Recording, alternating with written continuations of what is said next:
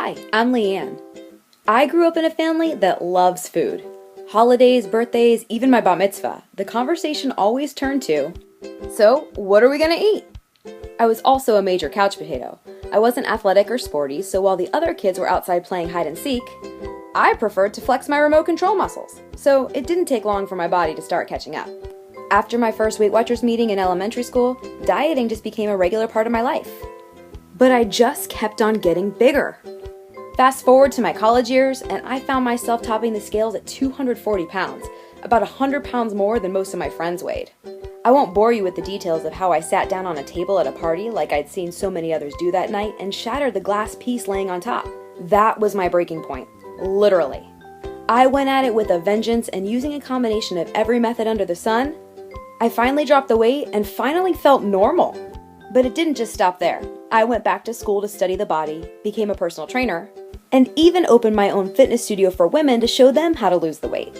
It was an overnight success. Everyone really loved and resonated with the fact that I was a former fat girl showing them the ropes. Even the media loved it, and it wasn't long before I had my own weekly TV segments and was winning awards, appearing in magazines, and even CNN. But unfortunately, the fairy tale didn't last long, and two things happened. I suffered a serious back injury and had to go in for major surgery. I struggled big time after the surgery, and it made me question everything I thought I knew about the human body, everything I'd been teaching to others for years.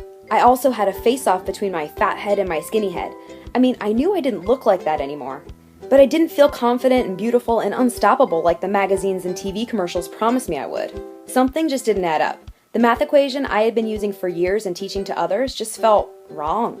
I was confused. I was pissed off.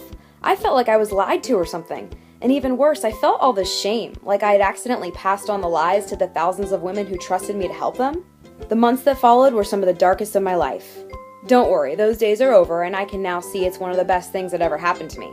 Since my breakdown, I've re-engineered my life drastically. While my body looks and feels and moves better than it ever has, food and fitness and controlling my body are no longer the sole purpose of my life, because it made me miserable when it was.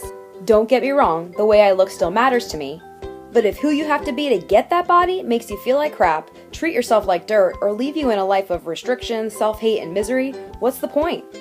With this key lesson behind me, I'm now on a mission to help women just like you build their inner world in a way that gives them more freedom in their body and in their outer world. Here's the thing, you're allowed to want more for yourself. I say go make those changes, set those goals, and take your life to the next level.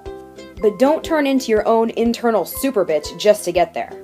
Ditch the shame, blame, guilt, comparison, and perfectionism that you have around yourself, your body, and food. Ditch that inner chatter that's always monitoring you, or judging you, or telling you what you're supposed to do, or shoulda, woulda, or coulda done. Ditch the quick fixes and magic buttons and band-aids that restrict you, or punish you, or make you hate what you have to do to get there.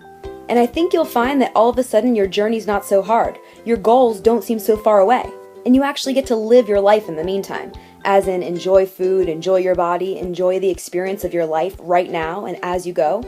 That is the mission of How to Ditch the Bitch.